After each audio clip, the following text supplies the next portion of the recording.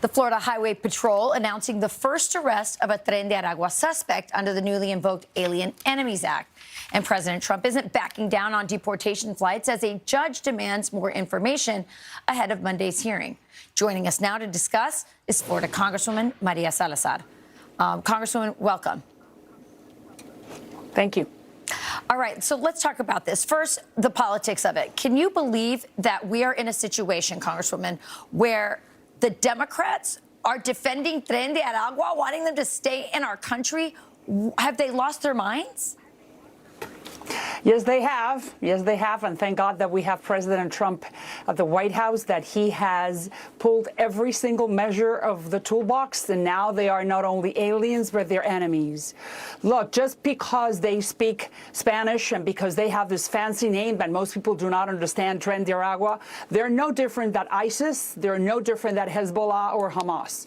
These are terrorists. And that's the same way we have to treat them. Kick them out of the country with no mercy.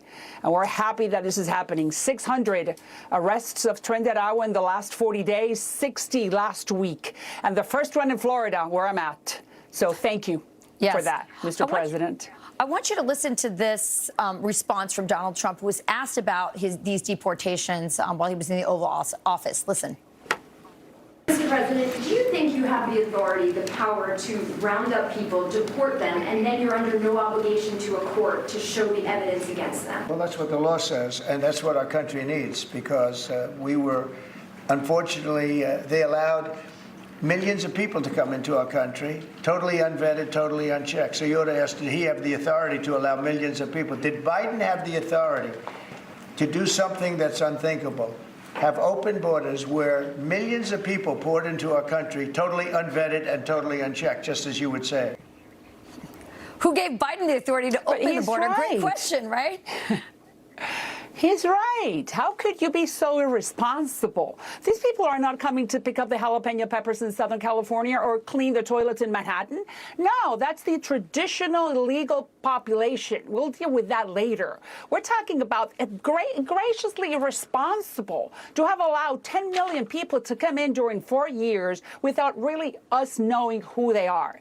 I was talking to Holman, the head of ICE, the other day. We have 380,000 children that we don't know where they are. And I'm sure they're being sex trafficked or being forced to perform chores that incredible. It's Biden's fault. Yeah, we cannot forget about those 300,000 children. We are going to continue to follow that story, absolutely, with Tom Holman and Donald Trump, who have both said they're going to rescue as many as they can. I want to move to this, Congresswoman, because you introduced a bill to teach the evils of communism in school. Talk to me about what this bill entails and why you wanted to make sure our school children learn these lessons.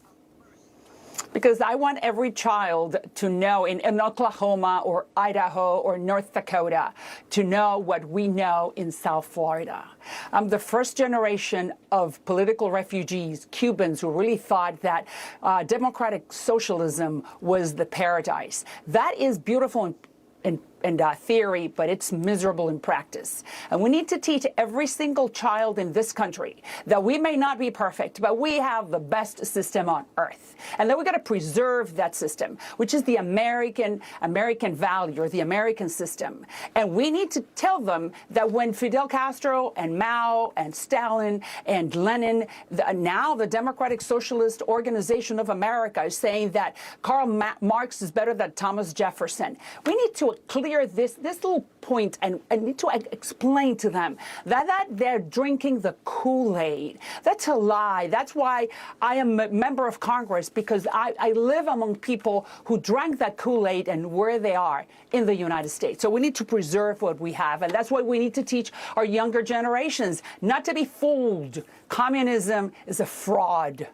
Yeah, they didn't just impoverish people, they killed them as well, millions, and they ought to know history, real history. On top of that, yes. I appreciate you doing that, as always. Thanks for joining us, and thanks for all the times you come on Fox Noticias. We love having you. María Salazar. Well, because we want to tell, we want the Spanish population to know exactly what you're saying in English. Amen. Thank you, Maria. Appreciate it. Up next, a Republican mayor is daring Tim Walz to step into the ring